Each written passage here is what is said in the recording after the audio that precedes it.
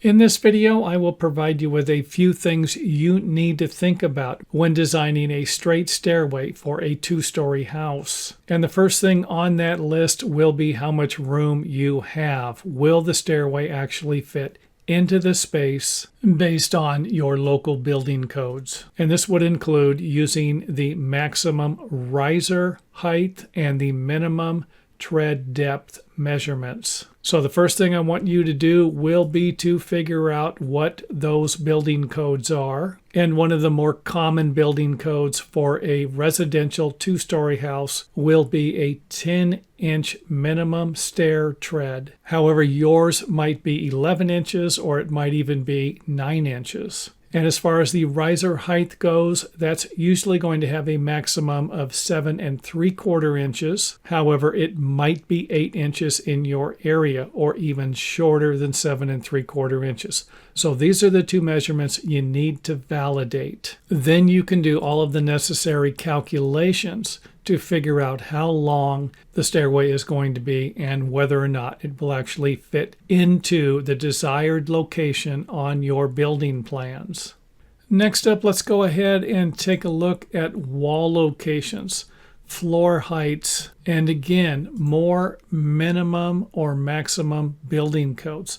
There will usually be a minimum width between the front of your stairway and a wall or other parts of a building that will force you to either create a shorter stairway or relocate the walls. And most of the time, you're not going to be creating a smaller stairway. And this is a big problem for some of our viewers. They want to design a stairway that's going to fit into a particular space without using building codes that were created with your safety in mind.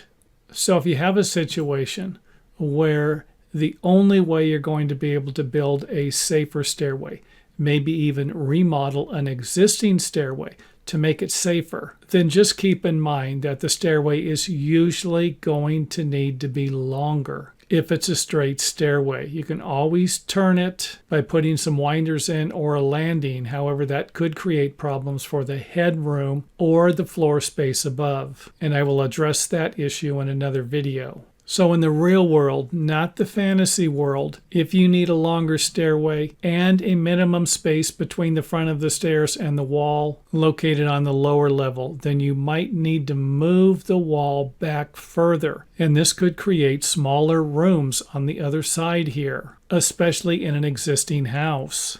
Or you're going to have to move the stairway, and in some cases, structural framing components and concrete footings in the opposite direction to make it work.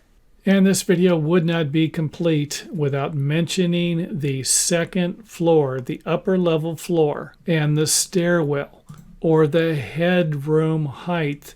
There's also going to be a minimum measurement for your headroom height to prevent people who use the stairway from hitting their head on the ceiling. And this is probably the most overlooked design flaw made by do-it-yourselfers and even professionals. I can't tell you how many times I built a stairway with a headroom problem.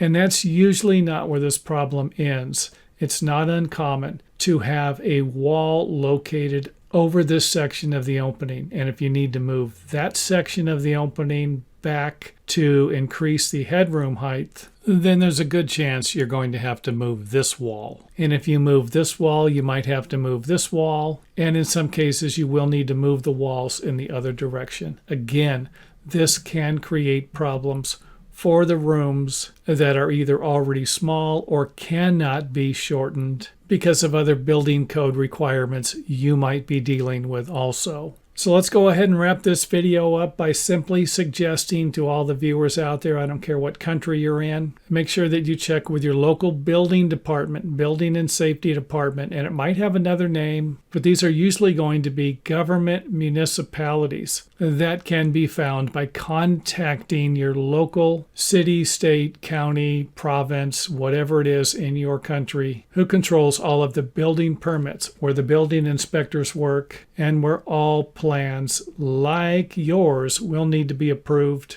if your property falls within their jurisdiction.